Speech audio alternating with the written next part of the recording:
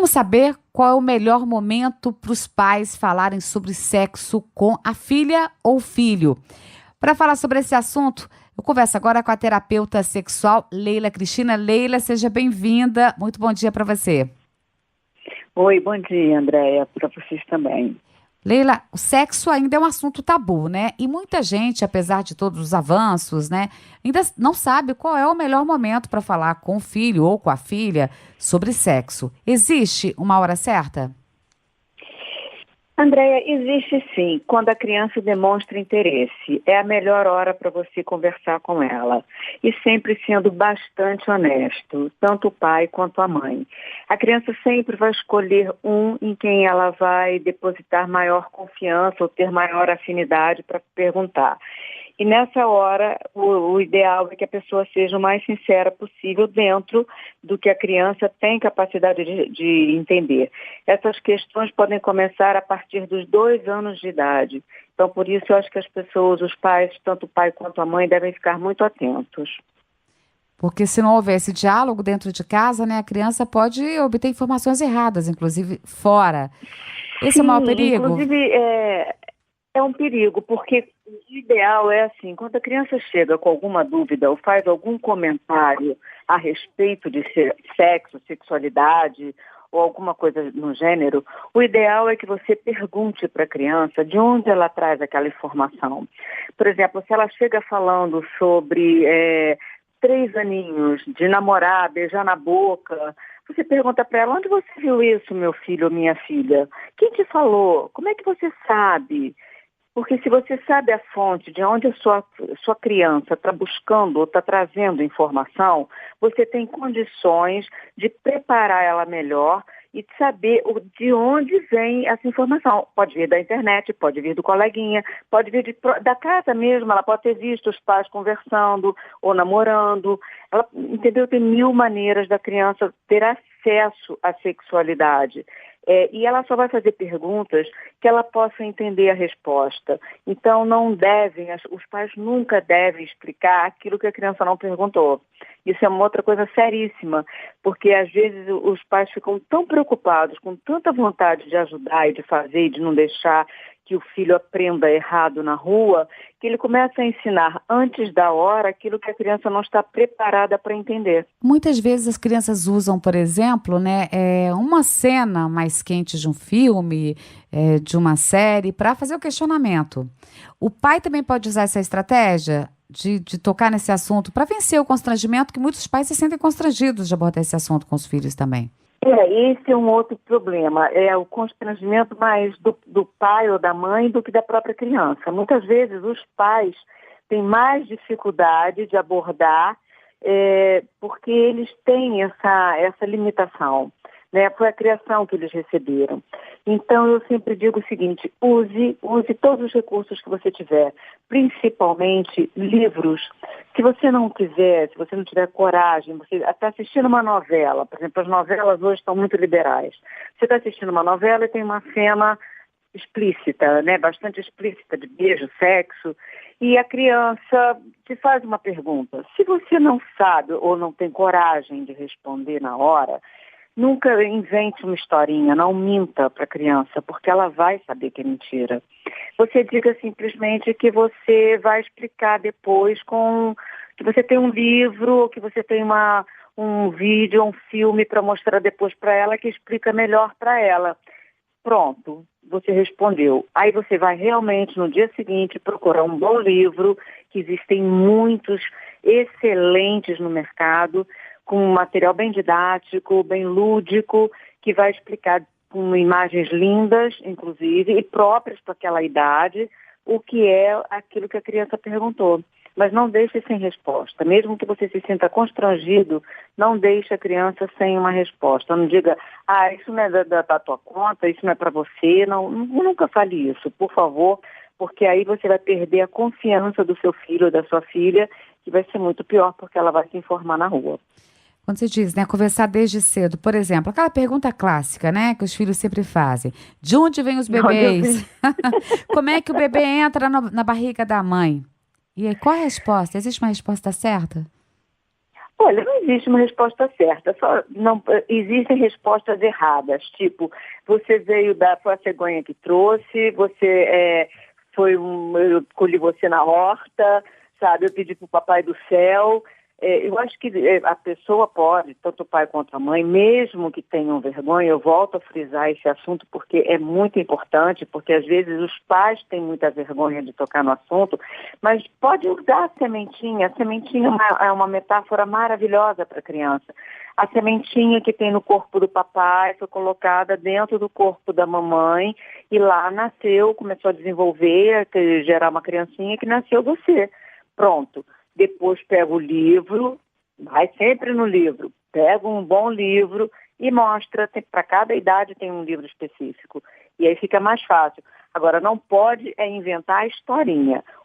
O que falar, o certo, não tem, porque cada vem de uma história, de uma cultura diferente, de uma religião diferente. Eu não vou aqui entrar na questão das religiões, porque isso é muito pessoal de cada um, mas não mentir, nunca inventar uma história boba, tipo cegonha e tal, porque hoje as crianças estão muito evoluídas, elas têm acesso a informações que a gente nem imagina pela internet. Toda essa geração dos adolescentes de hoje já nasceram, né, com a internet. As E crianças já nasceram sabendo mais do que a gente, né? Exatamente. E aí, as redes sociais. E muitas vezes a mãe, os pais não conseguem acompanhar, né, esse ritmo. E ali pode ser uma fonte de, caso a criança não tenha nenhum conhecimento, né, de como abordar esse assunto, sobre a questão da pedofilia também. Você acha que é um assunto importante e a partir de que idade é recomendado tratar esse assunto? Isso é importantíssimo. Inclusive, eu tenho assistido, vivido isso dentro de casa, porque eu tenho um filho que é delegado e trabalha exatamente com crimes ligados à informática e à pedofilia. E sempre a gente conversa sobre isso. Quanto mais cedo você conversar com seus filhos, explicando que o corpo dele é dele e que ninguém pode colocar a mão, nenhum estranho, ninguém que não seja dali, da casa, do cuidador daquela criança, pode colocar a mão debaixo das suas roupas ou dentro do seu corpinho. Quanto antes você explicar isso no banheiro, o coleguinha de escola, um tio que chamou para tomar um sorvete, e que nunca a criança aceite. Então comece a treinar, eu digo que é adestrar, né? Nem treinar, adestrar seu filho para não permitir isso, porque os casos de pedofilia existem e são muitos, e quanto mais se combate, parece que mais aparece, porque hoje você tem acesso, você tem a condição de detectar, coisa que antigamente a gente tinha mais dificuldade. Então você conta para um pai ou para uma mãe, fulano, meu amigo, meu coleguinha da escola, ou vizinho, ou meu primo esteve aqui em casa e me pediu para sentar no colo dele e mexeu em mim. Isso era muito raro. Hoje é mais fácil de você detectar porque com a própria internet alerta para isso, né? A criança dá sinais. Uma coisa que eu acho muito importante são os pais também ficarem atentos aos sinais de mudança de temperamento das crianças. Qualquer mudança, pode ser uma babá que esteja até fazendo alguma coisa ou até maltratando. Às vezes não está nem fazendo nenhuma prática de cunho sexual, mas ela está maltratando a criança. Então, qualquer alteração no humor dessa criança, no comportamento dessa criança, deve ser investigada com muito carinho, muito cuidado pelos pais. É importantíssimo isso, né? Meninos e meninas, né? Ambos vítimas, inclusive, ambos. Os meninos também são sexual. vítimas, gente. A gente pensa que são só as meninas, mas não. Os meninos são e muito. O abuso sexual, a violência sexual, a agressão sexual acontece tanto com meninas quanto com meninos, praticamente na mesma proporção. É uma coisa assustadora realmente. Por isso eu faço muita questão de frisar, fiquem atentos aos seus filhos, tomem conta, sim. Claro, não é você castrar, não é você impedir a criança de viver, de ser feliz e de participar, de conviver socialmente, não é isso. É você ensinar, explicar e fazer com que ela sinta em você confiança suficiente para chegar e comentar qualquer coisa, qualquer ato que tenha sido cometido contra ela, ela chegue e possa contar para você, que ela saiba que você vai acreditar nela e não vai brigar, não vai dar uma bronca, você não vai tomar uma atitude mais rigorosa, botá-la de castigo, proibi-la de usar um videogame ou, sei lá, aquilo que ela gosta de fazer. Mas você vai entender, vai acolher. A criança precisa sentir esse amor e esse acolhimento e a proteção, porque os maiores abusos, André, infelizmente, acontecem a partir das pessoas que deveriam proteger. Dentro de casa mesmo, às vezes o próprio pai, infelizmente o próprio pai. Pessoas conhecidas, né? Isso já é um dado, estudos Pessoas mostram isso. conhecidas, irmão, pai, tio, vizinho, pessoas que têm assim, mais intimidade dentro da casa da pessoa, entendeu? Essas são as mais próximas, são as que mais cometem o abuso. É importante, né, conversar sobre isso. E quanto mais cedo possível, claro, como você disse, depende da maturidade da criança, mas as crianças estão cada vez mais precoces nesse sentido também da sexualidade, né? Claro, a partir dos 2 anos, as crianças já estão fazendo perguntas sobre sexo. Com 2 anos de idade, você vê muito. Eu recebo muitas mães desesperadas que chegam no consultório falando, mas doutora, o que eu faço agora? Meu filho tem 2 anos, me perguntou isso, me perguntou aquilo. Eu falo, responde. Ué, o que você vai fazer? Você vai ser honesta, vai responder para ele. Ah, mas eu tenho vergonha. Não, não tenha vergonha. Se você tem muita vergonha, procure uma pessoa que possa te ajudar a explicar aquilo para a criança. Porque às vezes realmente o pai ou a mãe, eles tiveram uma educação tão castradora que eles não têm condições de falar com naturalidade. Se você não vai ter naturalidade para falar, procure alguém que te ajude.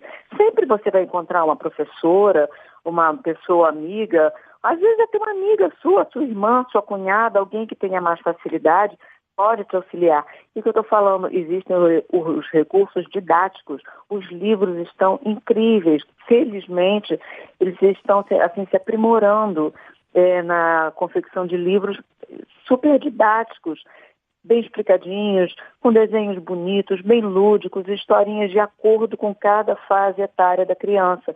Então não tem por que não tocar no assunto ou ter medo. Se não tiver confiança no que vai dizer, se não tiver certeza, não tiver segurança, use um livro. Fica muito mais fácil. E são Mas várias não deixe opções, de falar né? com a criança. Agora, a questão do gênero, né? O modelo que as crianças hoje, né, percebem, né? No que é ser menino, no que é ser menina. É que a gente evoluiu em tantos aspectos, mas nesse ponto ainda as pessoas cobram, né, dos meninos uma postura, entre aspas, mais masculina, como não pode, menino não pode chorar, menino joga futebol, menina brinca de casinha, menina é mais delicada. E é difícil você encontrar uma menina ou menino que não esteja dentro desse estereótipo, né? Uma menina que brinca de carrinho ou que joga futebol, você encontra, mas ainda é difícil.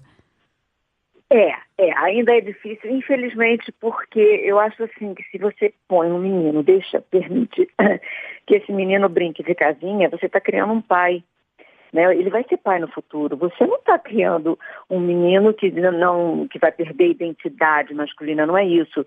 E você não perde ou acha ou ganha identidade. A identidade é uma coisa que já vem com você. Você se identifica ou não com aquele corpo onde você está.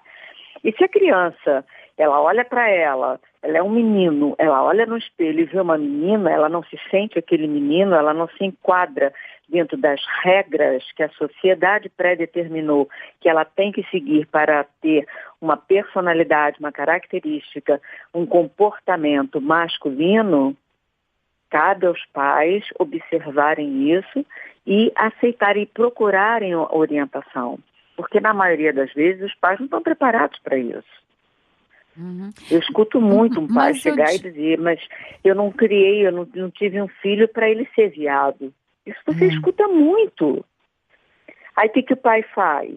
Infelizmente, ele pega a sua criança de 2 anos, 1 ano e pouco, e põe essa criança para ver foto de mulher pelada, ele põe essa criança para assistir alguns vídeos, né, não tão assim audaciosos, pornôs, mas alguns vídeos, põe essa criança e começa a estimular sexualmente essa criança para que ela seja macho, como eles falam, né? Gostam de falar, não, meu filho tem que ser macho. E aí você cria um monstro, você não cria um filho, você cria um monstro, uma aberração. Porque uma criança que começa com 2 anos de idade, 2 anos e pouco, tem um estímulo sexual para desenvolver uma característica, seja ela masculina ou feminina, não é normal. Não é próprio da idade. A criança não tem, aos 2 anos, essa necessidade de sexualizar. A criança, ela pode brincar, inclusive, com seus genitais, como ela brinca com o dedão do pé, como ela brinca com a mãozinha, como ela brinca com o cabelo, como ela enfia coisa no ouvido, como ela enfia coisa na boca. Ela está se descobrindo. Faz parte do desenvolvimento, né? É uma fase importante. Faz parte do desenvolvimento, é muito importante, é muito importante.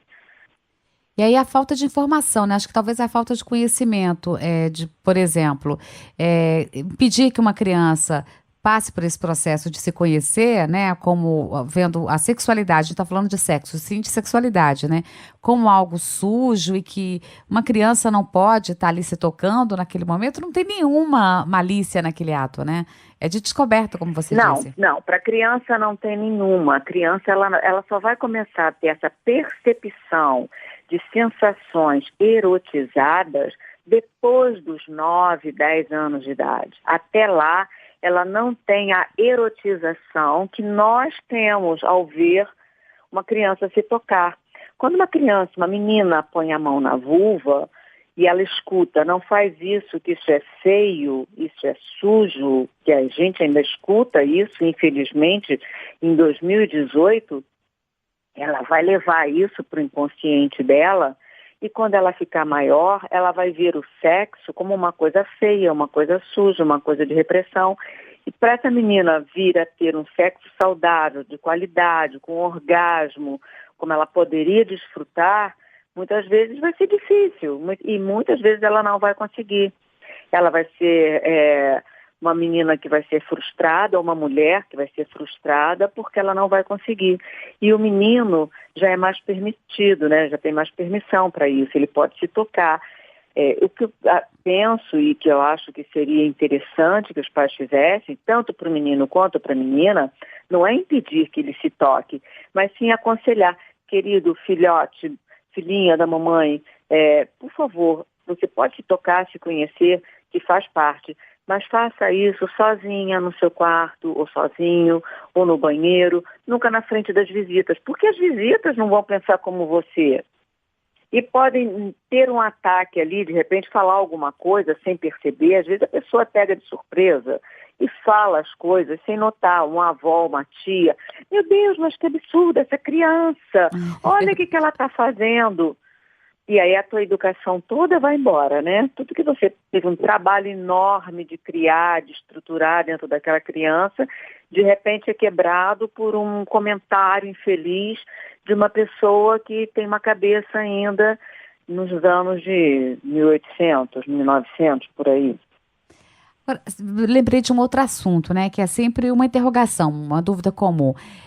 As crianças podem tomar banho com os pais até qual idade? Existe uma idade, assim, limite? Não existe. Eu acho que quanto antes começar, é melhor. Eu acho que tem idade para começar, nunca para terminar. Claro que você chega numa certa fase, que o garoto está com seus 10, 12 anos, ele não quer mais que a mãe dê banho nele. Ele já se sente independente, ele já acha que ele não precisa, que aquilo não é legal. A menina também começa a ter os caracteres secundários do sexo, né? Começa a desenvolver na puberdade os pelos pubianos, os seios, e ela começa a ter vergonha do pai, então ela já evita tomar banho. Mas casos, por exemplo, eu vou dar o meu próprio exemplo. Na minha casa, isso nunca foi tabu, nunca fechei porta de banheiro para tomar banho. Eu tenho 3 filhos homens e eles foram criados tomando banho comigo e me vendo tomar banho. Então, andar nu pela casa, para eles e para mim e para o meu ex-marido, nunca foi um problema. Nós nunca tivemos essa dificuldade de lidar com o corpo. Então, meus filhos também não tiveram esse tabu, esse preconceito com o corpo. Até hoje Até hoje a gente tem essa liberdade com naturalidade. Mas não são todas as pessoas que conseguem fazer isso. Então, acho que se você pegar sua criança pequena, de 1 aninho, 2 aninhos, e colocar no banho com você, uma menina com o pai ou um menino com a mãe, é extremamente educativo. Porque a criança precisa entender que os corpos são diferentes. Uhum. E ela só vai ver essa diferença se ela puder observar o outro corpo. Ela não vai saber que ela tem um pênis, porque é um menino, e sempre usar um nome direitinho, não ficar botando esses apelidos pejorativos que a gente vê por aí. E a menina tem uma vulva. Ela não vai saber, só se ela ver. Por isso que às vezes tem irmãozinho, irmãzinha, as mães dão banho junto nas duas crianças, o menino e a menina. Eu acho excelente, porque a criança vê a diferença do dela e vê a diferença do adulto. Porque a genitália do adulto é diferente. É verdade. E aí a criança vai ver, vai ter curiosidade, muitas vezes vai querer pegar. Lembra um escândalo que teve aí de uma exposição que o homem estava nu e a mãe levou a criança? Lá em São Paulo. E a menina e a menina quis pegar no pênis São Paulo, não me recordo agora. Foi São Paulo, foi no Sul, né? Foi em São Paulo e depois essa exposição foi impedida de chegar ao Sul, se eu não me engano. Aí deu uma confusão danada, mas aquilo ali foi uma coisa tão infantil, tão natural da criança, a curiosidade, talvez ela não tenha visto na casa dela. Era o caso de perguntar para a mãe, a senhora trouxe a sua filha para ver um homem nu. Beleza, ela já viu um homem nu antes? Não viu, ela vai querer mexer. É verdade. Andréia, hoje, nós, adultos, chegamos numa loja. Mulheres, vamos botar nós mulheres, nós entramos numa loja, tem uma bolsa linda, maravilhosa, de uma marca famosa, está lá em exposição. Qual é a primeira coisa que a gente faz? Ver com as mãos, né? É verdade. Você não vê com os olhos, você vê com as mãos. E você é uma adulta. E você quer ver com as mãos. Por que você vai achar que uma criança que está vendo uma coisa diferente da dela, do que ela vê todo dia, ela não vai querer botar a mão para ver? É natural. E se você for dar banho no seu filho ou na sua filha, vai ser natural que ele bote o dedo assim, aponte, pergunte, faça perguntas. É a hora de você esclarecer.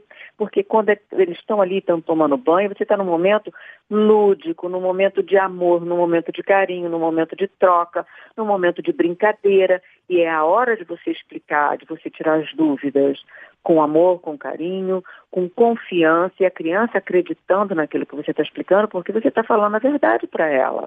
Você não está inventando historinha. E ela está vendo. E desde cedo entendeu que é natural, né? A gente estava falando dessa exposição, essa exposição foi no Museu de Arte Moderna de São Paulo. E acabou gerando polêmica, né, com esse vídeo que viralizou quando uma criança de 4 anos interagiu, tocou num artista que estava nu, fazendo uma performance, e aí sofreu fortes críticas, né, dos internautas, e por aí vai. Agora são valores que os pais passam em casa, né? Então essa questão da nudez, da sexualidade, da questão de gênero, homossexualidade, tudo tem a ver ali com a família, que foi construído desde cedo, né? Tudo isso vem aprendido de casa. A escola é um complemento, mas essas questões básicas, tanto de sexualidade quanto de educação, tudo isso é aprendido em casa, com a convivência com a família. É porque muitas vezes falta esse contato. Os pais saem cedo para trabalhar, voltam à noite, a criança já está dormindo, então não tem tanto contato assim com a criança. Chega no final de semana, cada um tem uma atividade. Enfim, a criança não tem prioridade, vamos dizer assim. E aí a criança não tem esse convívio, esse contato. Então talvez faltasse naquela menina exatamente isso, ela ter visto antes um homem nu, um adulto nu. Talvez ela tenha visto um menino, e tenha visto o homem, e tenha visto a diferença, observou a diferença. É super saudável que a criança observe. É maravilhoso, sinal de que ela tem percepção, capacidade, as capacidades dela estão todas perfeitas.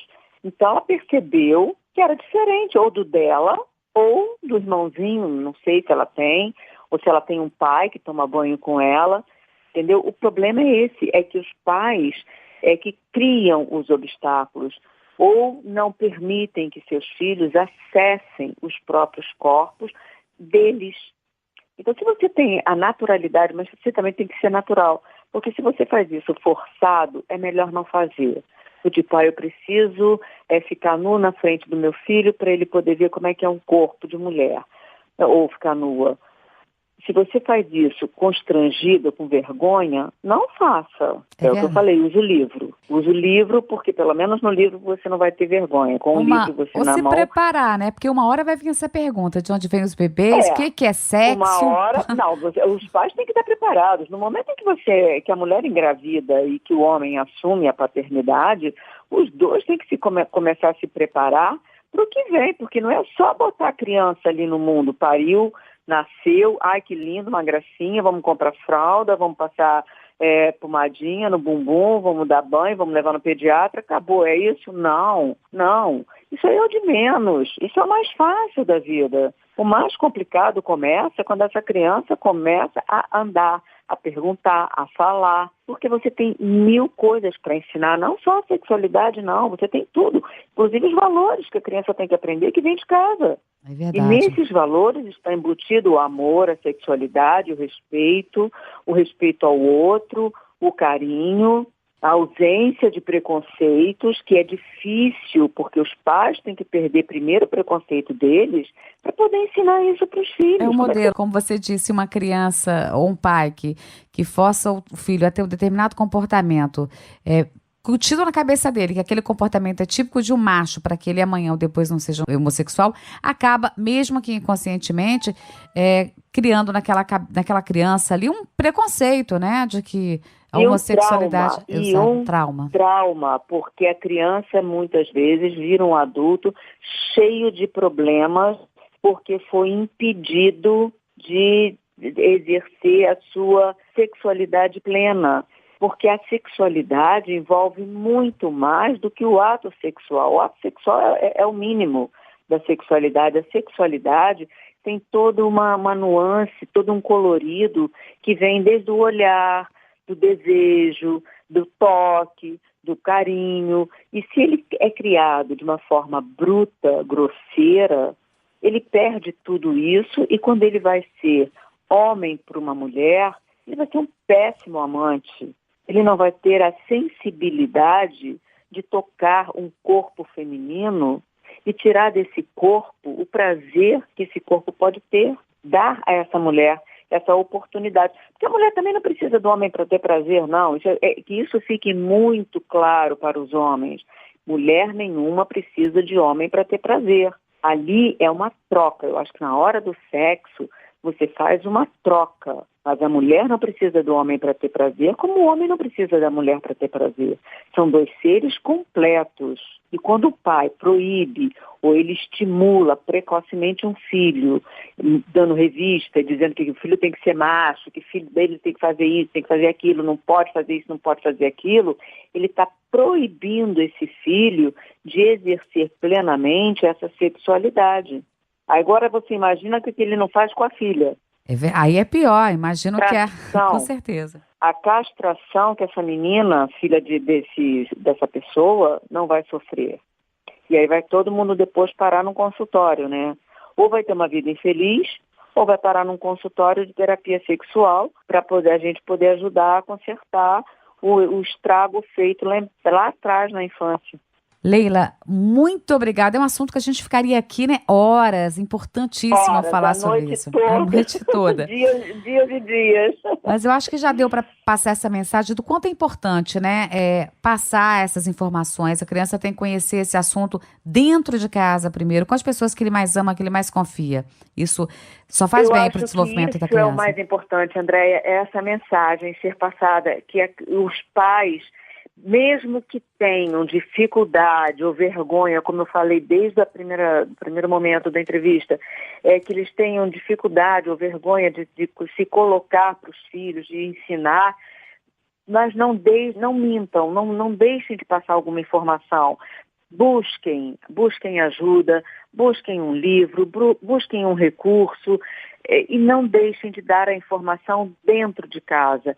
E sempre que a criança chegar com uma dúvida que seja muito desproporcional, principalmente para aquela idade, para aquela fase, né? Por exemplo, uma criança de 3 anos chegar e perguntar para uma mãe ou um pai o que é aborto. Não é uma coisa natural para uma criança de 2, 3 anos. Ela não tem noção do que seja isso. O Ela que é pode uma estar camisinha? repetindo, né? Exatamente. Pergunta aonde ela ouviu aquilo? Quem falou aquilo para ela? Onde ela escutou essa palavra? Em que contexto? Descubra de que contexto essa palavra saiu. Porque às vezes ela está repetindo uma coisa que ela ouviu de você mesmo. E você não percebeu que a criança estava... Porque a gente acha que a criança está distraída brincando, que ela não está prestando atenção na nossa conversa. É um engano isso. É um grande engano, é um grande engano. A criança ela está ligada, brincando, mas ela também está prestando atenção no que você está falando. E às vezes você comenta, fala e não presta atenção, e ela ouve aquilo. Então, se você vai perguntar para ela onde ela ouviu isso, e ela diz, você falou, ou minha tia falou, ou minha prima falou, eu escutei, aí você pergunta para ela o que ela sabe sobre. Ela vai dizer que não sabe nada. Você fala assim, então, vamos esperar chegar a tua idade de entender, isso é coisa de adulto, isso não é coisa de criança. Porque uma criança de 3 anos não tem condição de entender o que é um aborto. Não adianta você querer explicar para ela. Aborto é interromper uma gravidez, é tirar um bebê. Imagina, na cabeça dessa criança, o trauma que você vai criar. É verdade. É descobrir qual é o melhor momento, então, qual a maturidade, qual pergunta, né? Tudo tem seu tempo. Então, não queira antecipar as fases. Uma criança não aprende a correr antes de aprender a engatinhar e aprender a andar. No sexo é a mesma coisa, com os valores a mesma coisa. Ensine o básico, ensine aquilo que ela está preparada para entender. Não queime etapas. Vai ter tempo para você falar, você vai chegar à adolescência, você vai poder explicar tudo direitinho, com outras palavras, de outra maneira, mas não tente fazer uma criança de 2, 3, 4 anos de idade entender assuntos que são típicos que você ensinaria para uma criança de 12, 13 anos. Não vai dar certo. Leila, olha, mais uma vez, obrigada, viu, por essa conversa, por esse esclarecimento todo aqui.